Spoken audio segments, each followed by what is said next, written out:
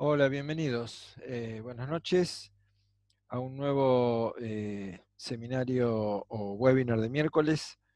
Simplemente quería, por empezar, chequear que me estén escuchando y que estén viendo la placa inicial de, de la presentación, así comenzamos.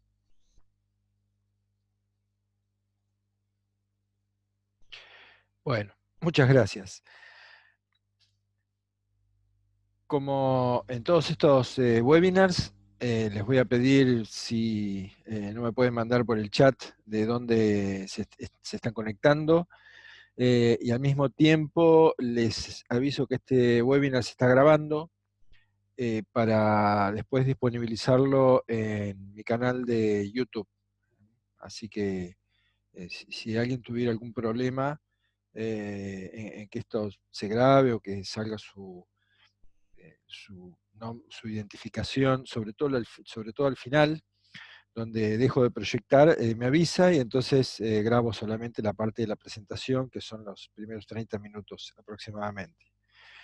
Bien, tenemos asistentes de Perú, de México, de Rafaela, de Argentina, desde Lima, Perú. Siempre hay mucha gente de Perú en estos webinars. Bueno, dos personas de Rafaela,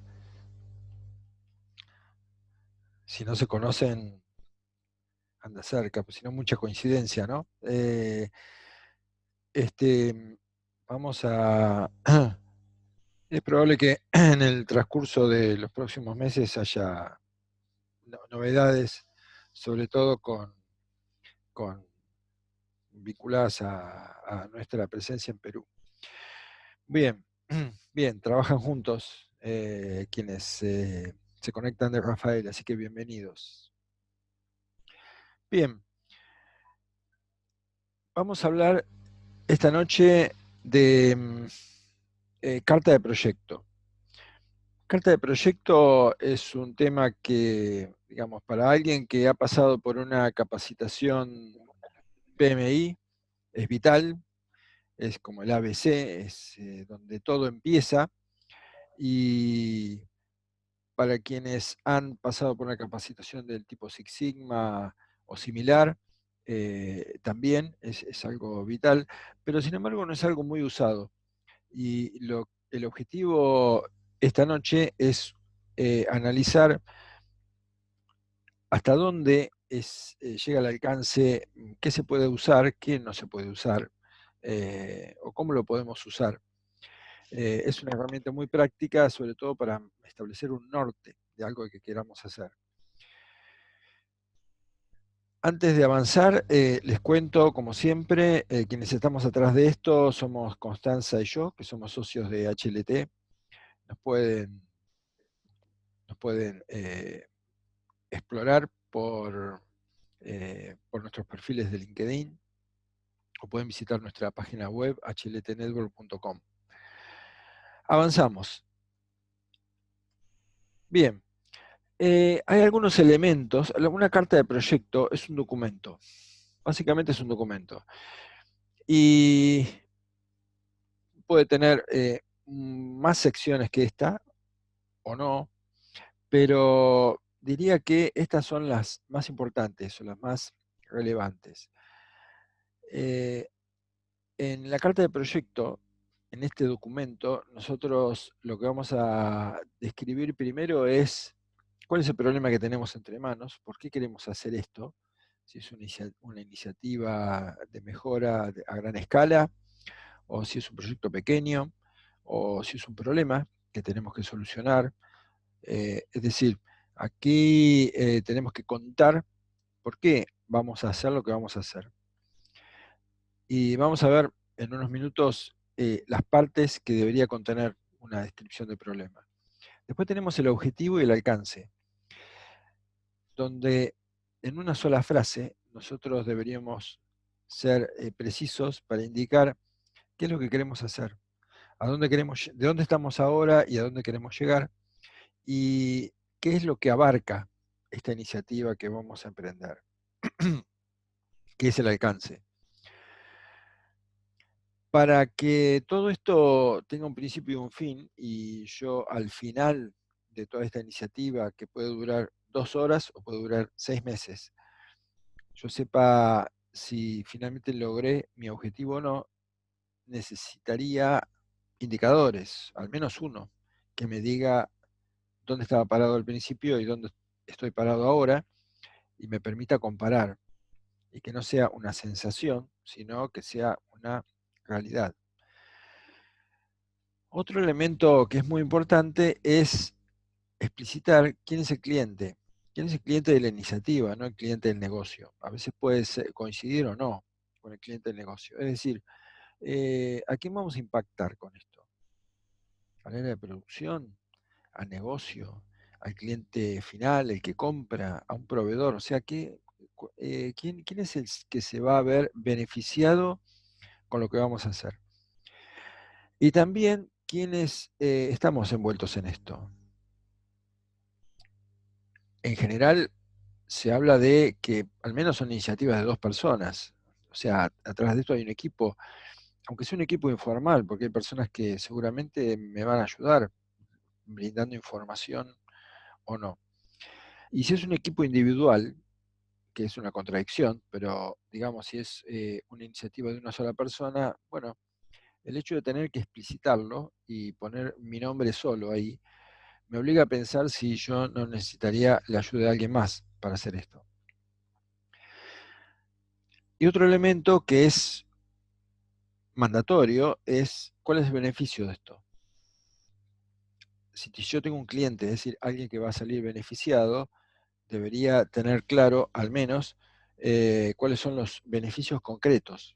Hay que ver que por lo general estamos en un negocio y ese negocio necesita que los objetivos, los beneficios sean tangibles o intangibles, pero que se perciban.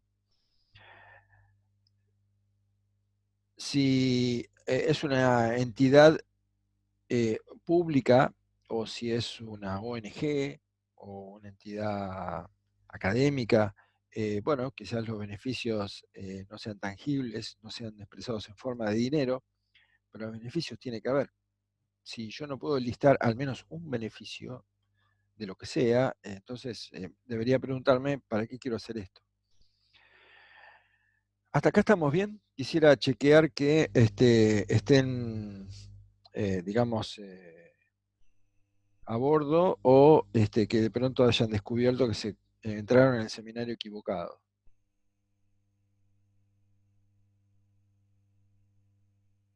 Bien, bueno, gracias. Bien, seguimos entonces. Hay muchos formatos para definir una carta de proyecto o un charter, en inglés, project charter. Hay infinitos formatos. Veo todos los días un formato nuevo. Este es un formato estándar que, es más, lo pueden adoptar si quieren.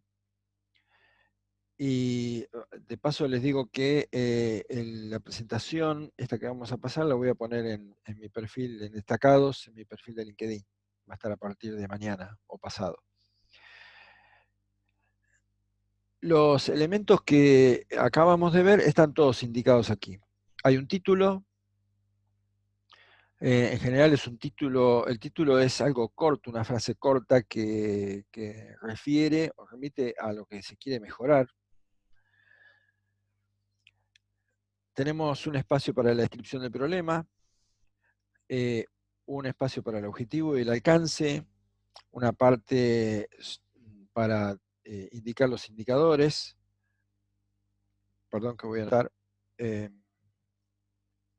una parte para los indicadores, quién es el cliente, quiénes están envueltos en esto, o sea, quién es el líder del área o el líder del equipo, si hay algún sponsor, alguien que esté empujando esto, si hay un facilitador, que puede ser un consultor o puede no tener, o quizás es el líder mismo, quiénes son los miembros del equipo. Y los beneficios, de los cuales vamos a hablar, que podríamos clasificar en principio entre hard y soft. Hard es dinero contante y sonante, y soft son beneficios colaterales del proyecto, no monetarios. Por supuesto que lo podemos complejizar a esto todo lo que quieran, podemos agregarle una especie de Gantt o una indicación de de las etapas que va a tener este proyecto, si es que las va a tener, podemos agregarle otras consideraciones, otros campos. Acá esto es libre. Es más, hay empresas que ya lo tienen predefinido y todos los charters se escriben de la misma forma, y otras que no. Este es el ejemplo que vamos a seguir ahora. Entonces, vamos un poco paso por paso. ¿Qué debería tener una buena descripción? Bueno, una buena descripción debería decir, en principio, qué está mal. Por ejemplo, los clientes no están satisfechos con las tasas de servicio. Punto. Ahí está diciendo qué es lo que está mal. Hay una insatisfacción con la tasa de servicio. ¿Dónde sucede el problema? Bueno, vamos a ser más específicos. Resulta que los clientes del centro de distribución de Lima no están satisfechos con la tasa de servicio. Es decir que, fíjense que ya estoy agregando un poco más de especificidad en la descripción. Estoy indicando dónde sucede el problema. Pero también puedo hablar de la magnitud del problema. Entonces puedo decir, y acá empiezo a poner números, que los clientes del centro de distribución de Lima no están satisfechos con la tasa de servicio actual del 76% versus un objetivo de 85%. Y fíjense que al hablar de números ya estoy indicando cuál es el gap, la brecha que tengo entre el estado actual y el estado deseado. Pero también puedo agregar más información, como por ejemplo, ¿cómo sabemos que esto es un problema? Entonces podemos decir lo mismo. Los clientes del centro de distribución de Lima no están satisfechos con la tasa de servicio actual del 76 versus el objetivo del 85, lo cual se manifiesta en repetidas quejas de clientes sobre demoras en las entregas informadas en la última reunión de gerencia. Es decir, que ahora ya sabemos que esta insatisfacción que figuraba al principio, cuando decíamos que no estaban satisfechos, se manifiesta en las quejas y retumbó dentro de la organización porque en la reunión de gerencia saltó el problema y se habló sobre las demoras en las entregas informadas. Entonces, es muy común ver en las cartas del proyecto que la descripción es muy vaga. Scrap por debajo del objetivo, por ejemplo, ¿no? O clientes insatisfechos, o baja tasa de renovación de contratos. Bueno, pero ¿por qué no adornamos un poco eso? Agregándole información que ayuda a entender por qué estamos embarcados en esto. Si yo dejo la descripción simplemente en una frase como los clientes no están satisfechos con la tasa de servicio, es un dato. No me está diciendo que eso sea realmente un problema. Bueno, no están satisfechos y qué sé yo, quizás son los clientes de una zona remota del país que no incide para nada en los números del negocio. Quizás al negocio no le interesa eso. Tenía un caso que conocí, me viene a la memoria porque había una calidad, se encontraba con que había producto que llegaba en devolución, el concepto de devolución. Entonces, digamos, el tema era, bueno, hay que hacer algo con estos clientes para, digamos, aumentar su satisfacción, porque están devolviendo producto que les llega en mal estado, ya sea con el envase dañado o con la contaminación, o que lleva con hongos, lo cual no es deseable. Bien, ahí estaríamos en el que está mal sería algunos clientes no están satisfechos con el servicio o con la calidad del producto. Pero resulta que si en ese caso nosotros avanzábamos en el qué, dónde, la magnitud, cómo sabemos, como está descrito acá, y íbamos a un nivel más específico, nos dábamos cuenta de que un 0,4% de los clientes de la cartera opinaban mal porque la mitad de ellos devolvía el producto que estaba en malas condiciones. Entonces, la magnitud del problema, según la alta gerencia, no ameritaba ni siquiera una investigación.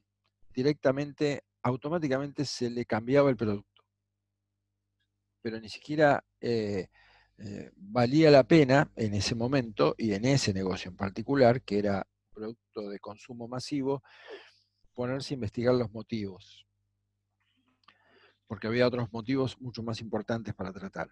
Entonces, una buena descripción del problema, a través del qué, dónde, magnitud y cómo sabemos, permite ya de entrada darse cuenta si vale la pena o no meterse en este proyecto o en esta iniciativa. Bueno, lo siguiente es el objetivo. Aquí lo que hago con todos mis clientes es sugerirles una sintaxis y que no se salgan de ella. Y muchos, aún así, no me hacen caso y se salen de la sintaxis y el objetivo no queda bien definido. Todo objetivo debería empezar con un verbo, que debería ser o aumentar o reducir. Mejorar a lo sumo, pero mejorar puede ser para más o para menos, entonces no se sabe. Aumentar y reducir es claro. ¿Aumentar o reducir qué? Algo, un medidor, algo que tiene una magnitud. O sea, esto me obliga a buscar algo para medir y para saber dónde estoy parado. ¿Dónde? Desde un valor histórico dado. O sea, aquí donde dice I inicial va un número, que es hoy donde estamos parados. A, un valor final. Por ejemplo, en este caso sería aumentar la tasa de servicio desde un valor actual o histórico de 76% a 85% en los clientes de Lima, que es el alcance, para, no sé, dentro de 2 meses o para fin de año. Esta mejora traerá aparejado un beneficio económico de ¿cuánto dinero? Como consecuencia de que voy a dejar de perder clientes por no atenderlos.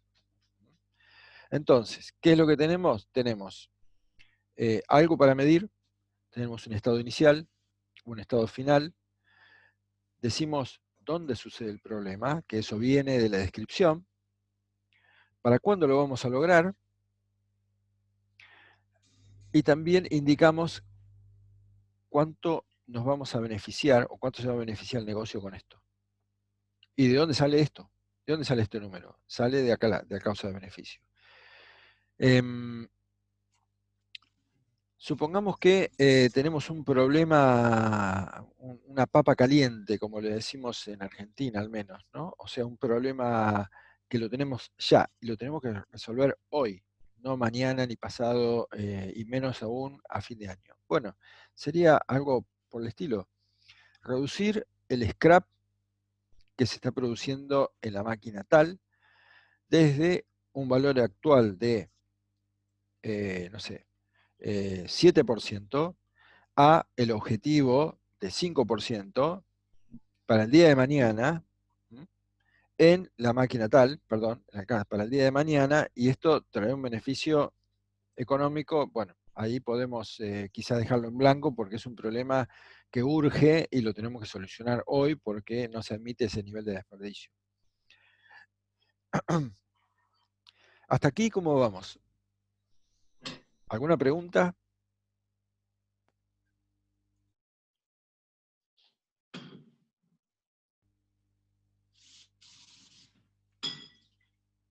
Bien. Bien, entonces, seguimos. Acá lo que tenemos es lo que yo llamo una prueba ácida. ¿Por qué? Porque cuando nosotros hablamos de un indicador o un medidor,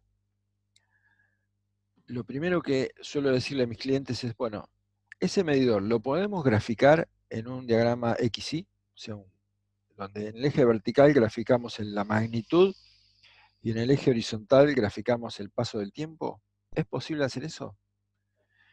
Y esto es una prueba ácida, ¿por qué? Porque muchas veces lo que se pretende mejorar no es posible graficarlo. Y si no es posible graficarlo, va a ser muy difícil comprobar si la cosa mejoró o no. Es, es algo que funciona así casi siempre. ¿Mm? Tengo una pregunta acá. Eh, ¿Cómo es bueno definir el número final sin generar frustración? Me explico. ¿Cómo generar una meta que sea alcanzable? Bueno, esto es una muy buena pregunta. Tiene que ver con el objetivo.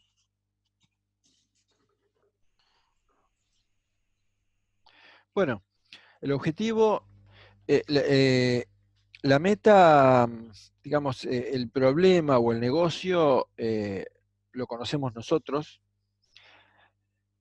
Si se trata de un proyecto de mejora, de una iniciativa donde vamos a estar trabajando un tiempo, la meta la deberíamos fijar de común acuerdo con lo que se llama generalmente el dueño del proceso, o el sponsor, o el gerente del área, y deberíamos ser conscientes de que la meta no debería ser inalcanzable.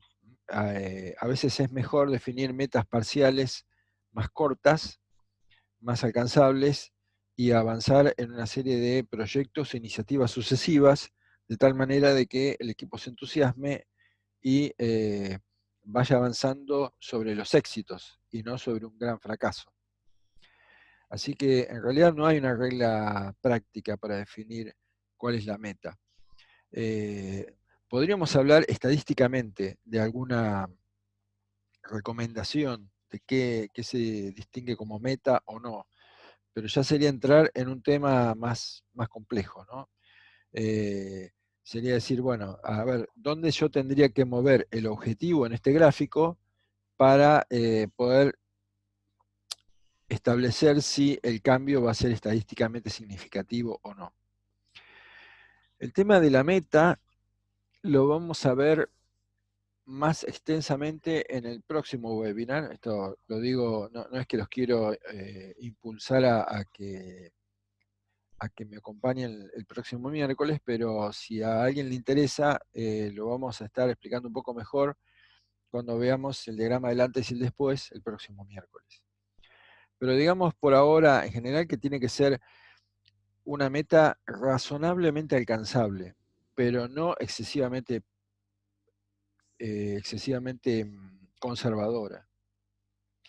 Por ejemplo, si yo este objetivo que tengo aquí en verde está apenas por debajo de la base, va a ser muy conservador seguramente, pero si yo consigo un buen resultado como consecuencia del estudio que hice, va a ser muy difícil demostrar que yo mejoré, porque fíjense el grado de variabilidad que tiene este indicador.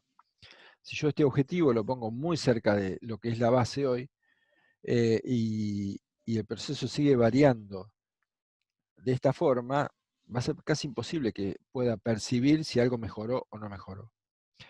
Si me pongo un objetivo que es tan ambicioso, que está fuera de este gráfico, y probablemente no lo voy a alcanzar nunca y va a ser un proyecto frustrante. Así que deberé buscar un objetivo que sea razonablemente alcanzable. Por ejemplo, en este gráfico, si ustedes ven, entre 176 y 178 hay unos cuantos valores. Quiere decir que, aunque sea esporádicamente, se han conseguido esos valores. Y es un gráfico para el cual, bueno, cuanto menor, mejor, ¿no? Entonces, bueno, no sería muy descabellado poner un objetivo que esté en 177, por ejemplo, ¿no? Que está en esta línea media. ¿Por qué? Porque sé que algunas veces lo alcancé.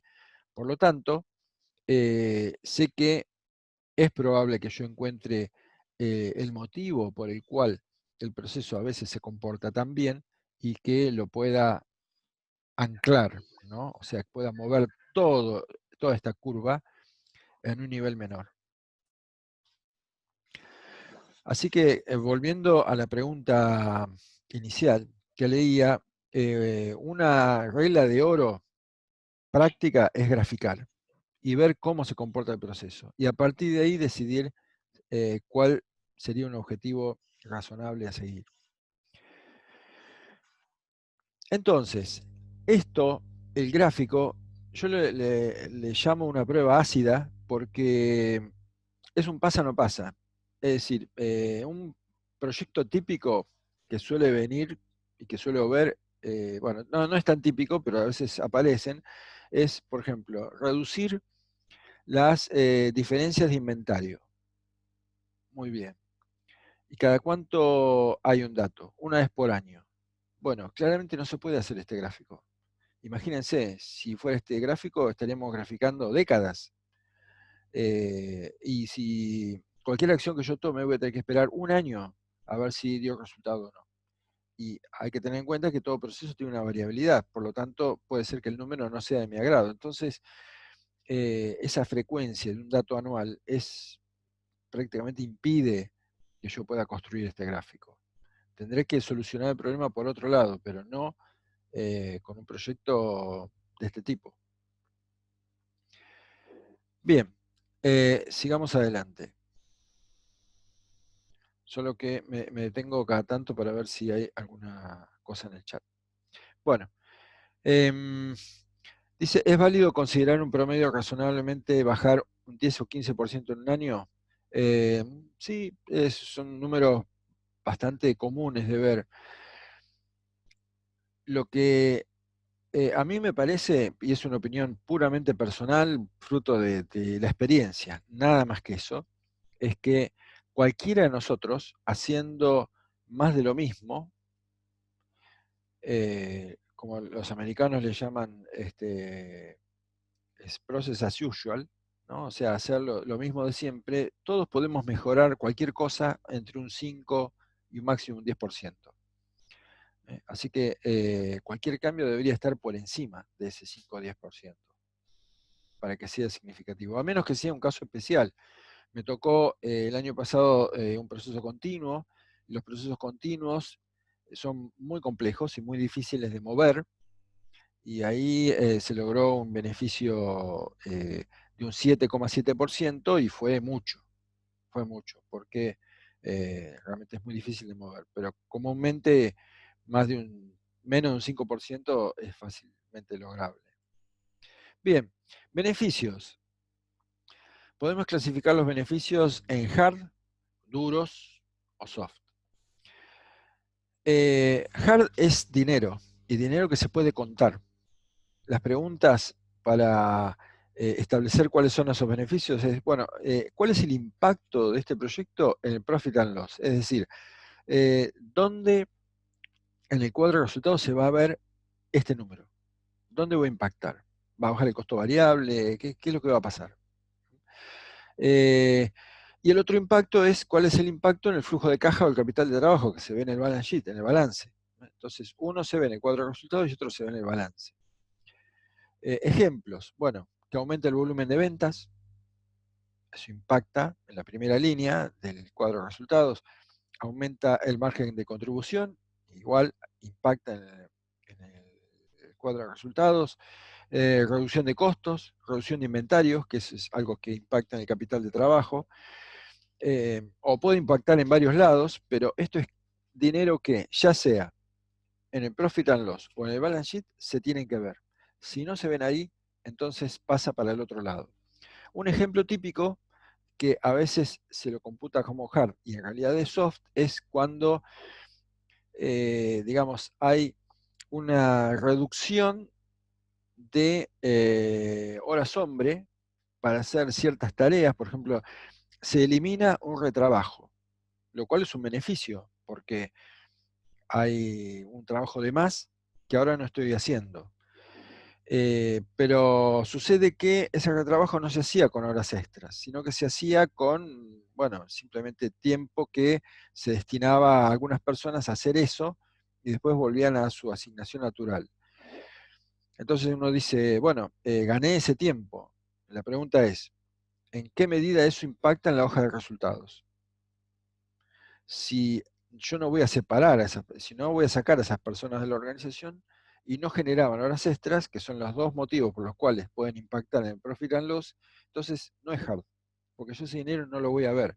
¿Voy a ver el beneficio? Sí, porque esas personas van a tener más tiempo disponible para agregar valor, pero no es beneficio hard. Voy a estar en el otro lado, que es el beneficio soft, ¿eh? Que responde a estas preguntas. ¿Cuál es el valor no monetario que está agregando el proyecto? ¿En qué medida se modifican hábitos de trabajo? Quizás yo tengo un flujo mejor, la gente trabaja o más descansada o agregando valor y no distrayéndose en volver a hacer cosas que deberían haber sido hechas mejor, ¿eh? O tiene más tiempo para pensar en solucionar problemas, todo lo que quieran, ¿no? Pero todo eso es soft. ¿Por qué? Porque no impacta directamente en el cuadro de resultados ni en el balance de la compañía. Bien, este entonces, volvemos al principio, es el formato tipo de la carta de proyecto, donde en general cuando yo le asesoro a alguien, pongo en objetivo del proyecto, hasta le pongo la sintaxis, para que no se salga de este libreto, ¿no? Aumentar o reducir, ahí elimina lo que sobre, qué es lo que tiene que modificar, desde cuándo, hasta dónde, para qué fecha y cuál es el beneficio. Y acá los beneficios los pone en la parte inferior. Preguntas hasta ahora.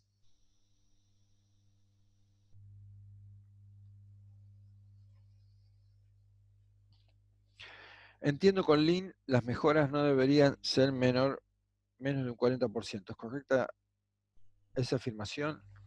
O sea, si con Lean una mejora no debería ser menor que un 40%. A mí me parece eh, muy de libro y no demasiado agresivo. 40% es mucho. Realmente, eh, acá con Lean pasa lo siguiente, y bueno, tengo bastante especialidad en este tema. Con Lean, por ejemplo, si uno, de acuerdo al criterio Lean, si uno mide la cantidad de tiempo que se agrega valor a un producto o un servicio, ese tiempo en general no supera del 10 al 15%. El resto, 85%, se consume en esperas o alguno de los llamados 7 desperdicios Lean. Entonces, cuando yo hago un trabajo por primera vez en un proceso que nunca fue mejorado, yo obtengo beneficios del 40% o mayores. ¿Por qué? Porque elimino muchísimos tiempos ociosos, perdidos, etc. Ahora, que eso se traduzca en un 40% de beneficio en algo que impacta en el cuadro de resultados es otra cosa, diferente. Porque quizás gano tiempos porque me sobran tiempos, pero no es una correlación inmediata. En general, los proyectos con los cuales me encuentro son proyectos que mejoran en el orden de 15, 20, 25%, alguna cosa, y que tienen impacto monetario, ¿no? Así que sí, lo de mayor al 40% se habla en Lean, pero no es el mismo tipo de beneficio. Habría que ver bien caso por caso. ¿Qué miembros de la empresa están autorizados a realizar el presente documento y quiénes dan la conformidad? Eh, no, en realidad el documento es algo que me debería ayudar en cualquier caso. O sea, no necesito tener, o sea, hay que tomar este documento como una herramienta. Yo quiero mejorar algo y bueno, lo completo. El hecho de completarlo y que me quede redondo, con beneficios y todo, me da la pauta de que realmente es una buena iniciativa la que quiero llevar adelante. Ahora, para darle formalidad, bueno, se supone que lo realizan personas que, que- que van a participar de esta iniciativa. Por empezar, el líder. el que va a liderar esta iniciativa. ¿Quiénes dan la conformidad? Bueno, la conformidad la debería dar, y es algo que falta acá, no están las firmas, la debería dar lo que generalmente se denomina el dueño del proceso, el process owner, que es o el gerente del área o el gerente de la parte del negocio que se va a ver beneficiada con este proyecto. O sea, necesito su aprobación, sobre todo porque necesito su apoyo cuando las cosas se pongan difíciles y tengan que empezar a hacer cambios para implementar las acciones de mejora.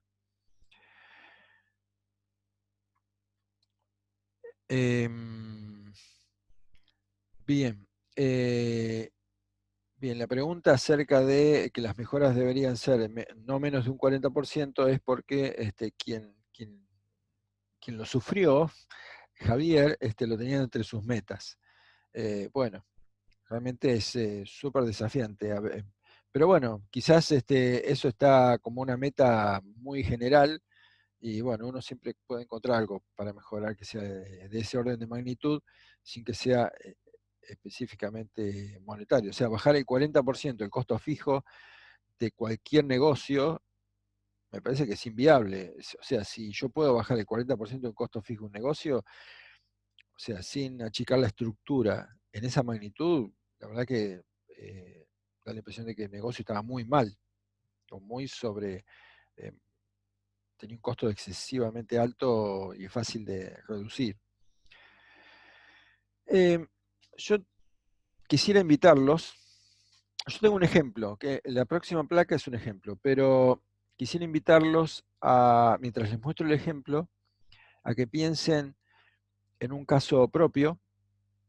Por ejemplo, bueno, Javier, que tenía objetivos tan desafiantes, que en un par de minutos levanten la mano y les abro el micrófono y planteen un caso concreto.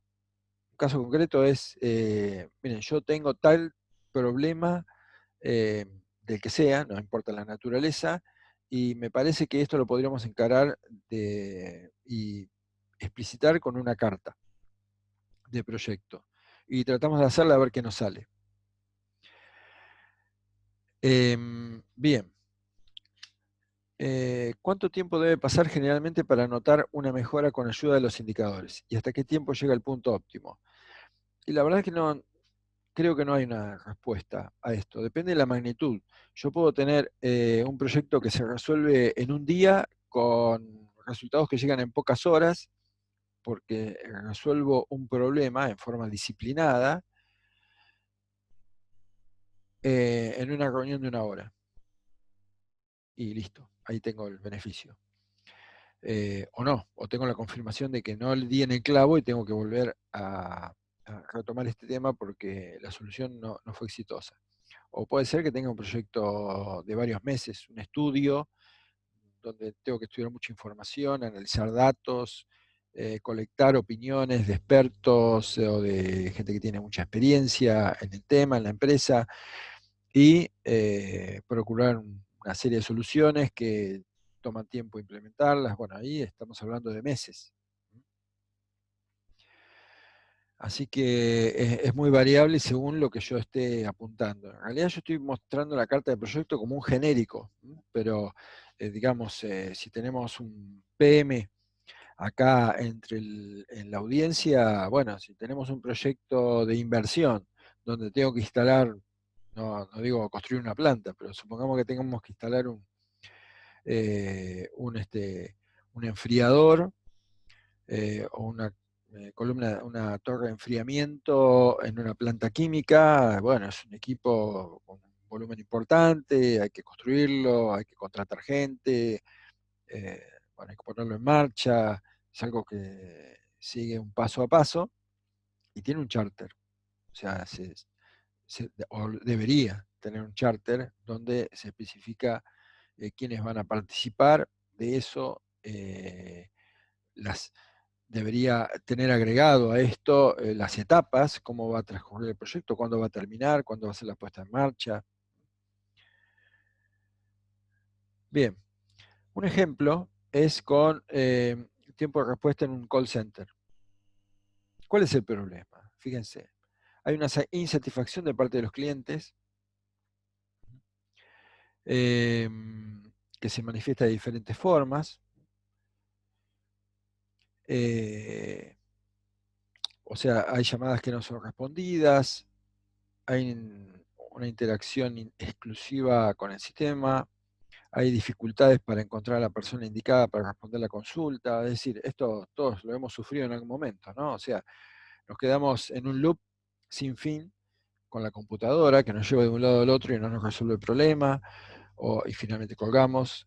Nos pasan con un operador, le explicamos el problema y nos pasa con otro, y le volvemos a explicar todo el problema y nos pasa con otro, y así sucesivamente. Yo supongo que la mayoría de nosotros ha sufrido algo así.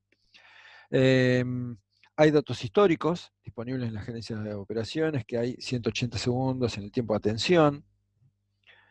La encuesta de satisfacción procesada en enero indica que el tiempo esperado debería ser de 60 segundos, con lo cual tengo una expectativa del cliente y tengo una situación actual. Fíjense que todos los elementos están.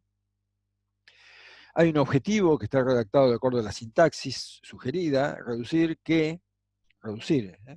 el verbo, que, el sujeto, el tiempo de respuesta, desde dónde, 180, hasta 170, fíjense, no estamos siendo tan ambiciosos como 60, estamos haciendo una primera etapa para septiembre, un objetivo modesto, logrando un beneficio económico de $27.000 en concepto de retención de clientes. ¿Cuál es el alcance? Todas las llamadas, desde que ingresan hasta que terminan en la encuesta de satisfacción. Y hay dos indicadores, uno primario, que es el tiempo de respuesta, que es lo que queremos bajar, y otro es la tasa de derivaciones de llamadas. Bueno, elegimos un indicador secundario porque nos interesa medirlo, que podría estar o podría no estar. Y después, bueno, las otras variables, ¿no? Acá tenemos una pregunta, ¿es factible tener en mi gráfico más de una variable? ¿O debería trabajarlo como dos cartas de proyecto? Muy buena pregunta, buenísima la pregunta, porque es muy común que acá aparezca algo así como reducir el tiempo de respuesta y la tasa de derivaciones desde valores de tanto a tanto. No, esos son dos proyectos. O sea, un proyecto puede tener un indicador primario, como acá, y uno secundario que acompaña. Pero el foco está en el primario, es lo que yo quiero mejorar. Si yo tengo dos indicadores primarios, son dos proyectos. Por lo tanto, dos cartas son dos proyectos. Eso es importantísimo. Y gracias, Alexis, por la pregunta, porque eso es fundamental. Y es así, y funciona así. Y a pesar de que uno diga, no, bueno, pero yo voy a trabajar, porque las dos cosas van de la mano, bueno, después se produce un efecto como de esquizofrenia profesional, porque uno está obligado a pensar en dos dimensiones todo el tiempo, porque son dos proyectos en paralelo. Así que es importante. Tenemos una mano levantada.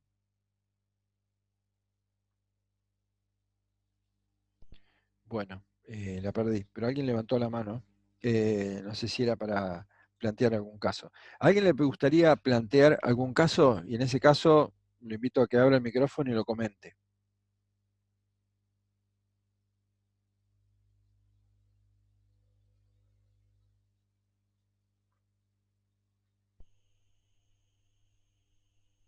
Tenemos 15 minutos para resolver ese caso.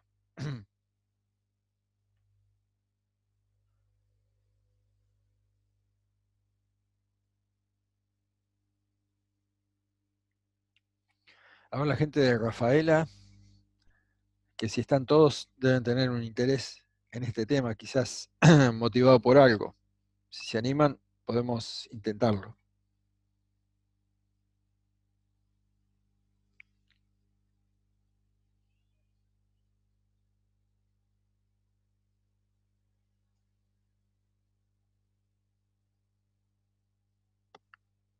Adrián, ¿qué tal? Vicente Díaz, mi nombre. Hola, Vicente.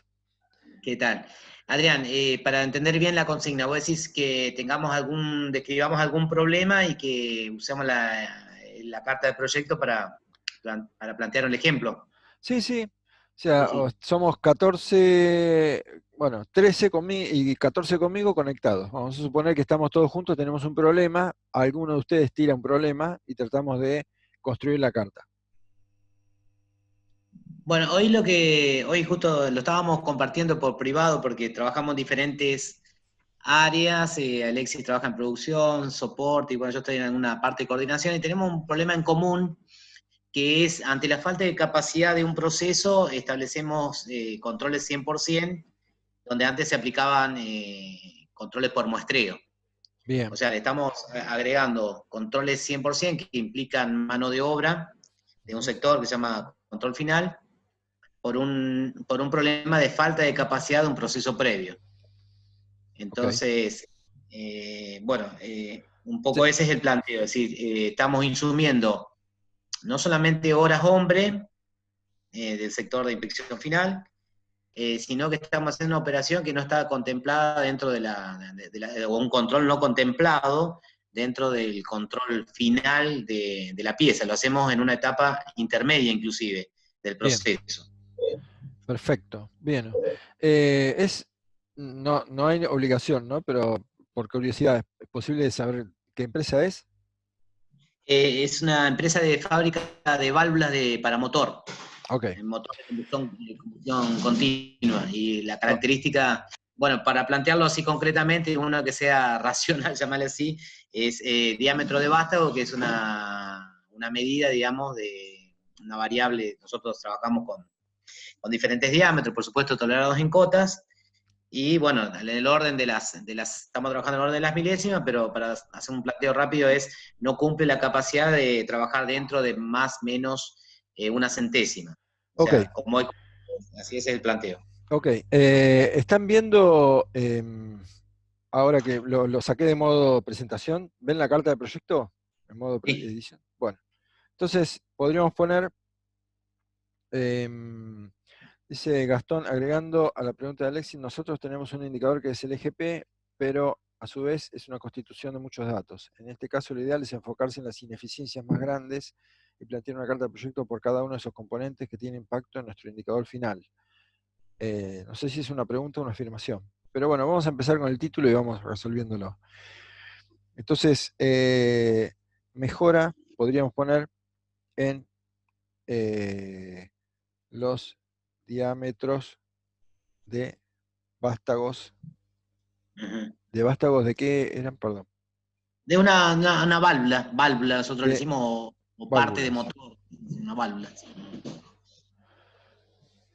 Vamos a agrandar un poco esto. ¿Se lee? Sí, está un poquito más. Le damos un toque más. Ahí. Bueno, entonces, descripción del problema.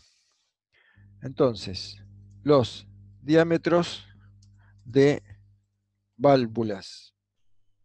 Ese, ¿de qué? ¿Qué tipo de motores? ¿O de todos? Motores, en este caso de escape, o sea, la parte de combustión interna. Sí, Específicamente el diseño es escape. Escape sería la parte digamos, de salida de gases de combustión. Es claro. importante el diámetro porque es una característica ¿De válvulas especial. de válvulas de Sí, escape entonces? sí, sí, sí, Pablo, de escape. Es importante el diámetro porque es una característica, nosotros le llamamos crítica o significativa, porque, bueno, justamente trabaja sobre una guía que también está tolerada y, bueno, sufre temperaturas y demás. Entonces, por cuestiones mecánicas es importante mantenerlo dentro de un valor acotado.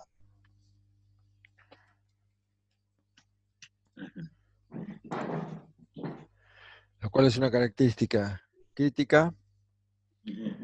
eh, Deben ser inspeccionados al 100%. 100%, podemos decir, em, versus, no en la parte final del proceso, sino en la parte intermedia del proceso. ok, Ujú. en la parte intermedia del proceso. Exacto. Fíjense que estamos poniendo dónde. ¿Eh? ahora, con esto. Cuando en realidad,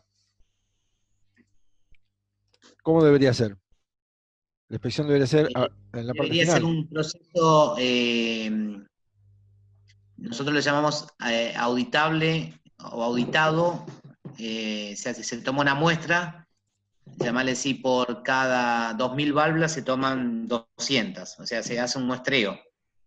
Se hace un muestreo, normalmente se debería hacer un muestreo al 10% de la partida. Y Perfecto. en función de la verificación esa, el proceso continúa Ok. hacia la Bueno, siguiente etapa. vamos a ir dejándolo simple por razones de tiempo. Sí, sí, sí, sí. Bueno, entonces los diámetros de válvula de escape de motores, la cual es una característica crítica, deben ser inspeccionados al 100% en la parte intermedia del proceso, cuando en realidad debería ser una característica auditable por muestreo del 10%. Entonces, esto es, reducir sería reducir que el el muestreo, Sí, sí. La muestreo, parte inspeccionada, o sea, sí. sí, de válvulas de escape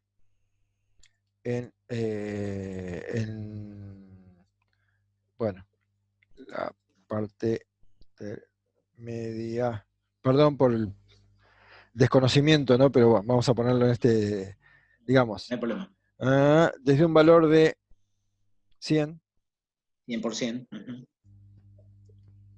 a un valor de 10% o según procedimiento para algún momento, ¿no? Sí. Supongamos que, bueno, implementamos acciones y para noviembre Y sí, y 2020 no, en debería realidad estar. deberíamos hacerlo antes porque por cada, digamos, no digo yo, ¿no? Un tiempo lógico sería tal vez 2 meses, porque si no estarías en forma continua inspeccionando y bueno, por supuesto, en este momento se puede hacer pero bajo un costo, o sea, está metiendo más Claro, horas hombre, si bien son horas normales. ok. Sí, sí. Y Digamos, eso tiene, vamos a poner noviembre, no hay problema, estamos bueno, juntos. y eso, bueno, un beneficio económico analizado de tanto. El alcance, bueno, el alcance Sí. sería, eh, serían, ¿Y qué operación? En este caso, nosotros tiene un código la operación que se llama no, terminado de vástago. En esa, son rectificadoras, no sé si ubicas cómo son las rectificadoras de vástago, con dos piedras. ujú, Bueno, básicamente son máquinas que hacen el rectificado. ok. Esto es muestreo expresado en porcentaje de piezas auditadas. ¿Eh? Bueno, ¿quién es el beneficiario de este proyecto, de esta iniciativa? En este caso bueno, hay dos, pero el primario, el que más beneficiado directamente va a ser inspección final o el sector de control final, que es el que dispone de los recursos para poder hacerlo. Mano de obra y Ok, equipamiento. bien, Es más directo. bien. Eh, Esto, ahora lo pongo en modo presentación, sería así. Entonces, estamos quedando sin tiempo, por eso cortamos acá, pero digamos, ¿cuál es el valor de hacer esto? El valor de hacer esto es poner en blanco y negro y por escrito. El tema de escribir tiene un valor enorme porque obliga a hacer este ejercicio que hemos hecho, bueno, a toda velocidad ahora y seguramente eh, conociendo el tema ustedes lo mejorarían un montón desde el punto de vista de descripción técnica, pero los elementos tienen que estar. O sea, una descripción donde yo digo de qué se trata, por qué es un problema, donde cualquiera que lo lea, cualquiera de los que estamos en esta sesión esta noche, en la cual seguramente hay gente que viene del área de servicios, que no sabe nada de motores y de válvulas, lo puede leer y se da cuenta de cuál es el problema. Y un objetivo que tengan claro cuál es el salto que hay que dar. Ahora, el otro desafío importante para este proyecto o esta iniciativa que ustedes tienen que tomar es poder representar en un diagrama XY esta magnitud, que es el muestreo, porque nosotros acá estamos hablando de reducir el muestreo. Entonces, la pregunta ácida para ustedes sería, ¿es posible marcar en un diagrama, no sé, mensual, diario, semanal, no sé cómo, o por turno, de aquí a un tiempo para atrás, cuál ha sido el porcentaje de piezas muestreadas, de tal manera de darnos cuenta en qué medida esto ha ido evolucionando, para mal en este caso?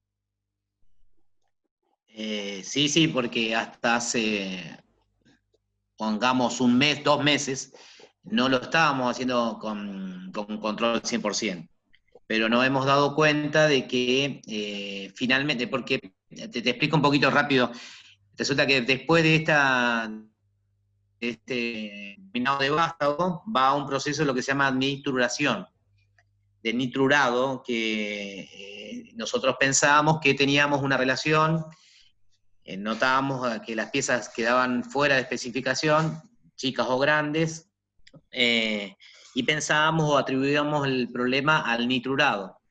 Y una investigación hizo ver que el problema estaba en un proceso previo. O sea, como que ya estamos enfocando podemos decir, a la causa raíz del Claro. problema, que Entonces, básicamente sería la falta de capacidad del proceso. acá Entonces, notamos, ya. claro, acá la pregunta sería, será cuando hagamos el gráfico, probablemente surgirán otras preguntas antes de empezar, que serían, bueno, pero entonces bajar el muestreo es fácil, dejo de muestrear y se terminó la historia. Entonces, no será que el indicador que yo tengo que usar es otra cosa, otra característica de la pieza, que es la que mejor me refleja la necesidad de ese muestreo o no. Son Estaba preguntas pensando, sí, sí, sí. para Estaba seguir pensándolo. dándole vueltas al asunto, ¿no? No, no, está clarísimo porque ¿cuál es la condición para ir a un muestreo al 10%? Es que la capacidad de proceso sea superior a un CPK de 1,33 o 1, sí, de 1,33 para que nosotros podamos aplicar muestreo estadístico. O Claro, sea, la variable diámetro vástago debería tener una capacidad de 1,33 o más para que nosotros poder aplicar el muestreo al 10%. Mientras esa condición no se dé, siempre estamos suponiendo piezas fuera de especificación que después terminan siendo claro. detectadas en el control final del producto cuando ya es tarde, ¿no? Claro. Entonces, algo que me da como resultado escribir la carta, y cuando yo la escribo y leo la carta, qué es lo que escribí, y trato de representar en un diagrama la historia de este indicador, es si realmente lo que quiero mejorar es este indicador u otra cosa. Y entonces resulta que el muestreo es una consecuencia. O sea, sí, muestreo el 100% porque no puedo controlar el defecto que se me está produciendo, ¿no? Estamos en tiempo. Yo quisiera, primero, como esto está siendo grabado, quisiera preguntarles si ustedes aceptan que esto, tal como salió, quede grabado. Si no, corto en la explicación y no pongo esta parte, como ustedes quieran. No, yo por nuestra parte, no sé, Alexis, que es la parte de producción, y ¿te parece bien tenerlo grabado? Igual No sé. no es que lo van a ver, no sé, 2 millones de personas No, está como bien. Luis Miguel, ¿no? O sea, No, pero es un público muy digamos, de selecto. alguna manera el responsable en este momento, la parte productiva es Alexis, Bueno, por eso la pregunta hacia él. bueno, No hay drama. no hay drama. Bueno, em, bueno, paro de compartir. La verdad es que, bueno, se nos fue rápido el tiempo, estamos con el tiempo cumplido.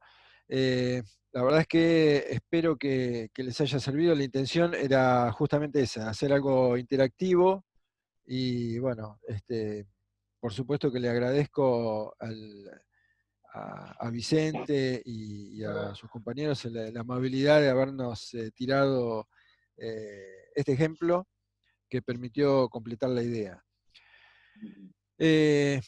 A todos los demás les agradezco por las preguntas y los comentarios, y los invito al próximo webinar, donde vamos a ver el diagrama del antes y el después, que es una forma muy práctica, en Excel nomás, una forma muy práctica de ver y de apreciar, de manera de que cualquiera, hasta un ingeniero, lo pueda entender, cómo, si una mejora realmente se manifestó o no se manifestó, y cómo podemos jugar con eso para tomar una decisión y decir, bueno, sí, esto mejoró, esto no mejoró, tengo que volver para atrás o lo que sea.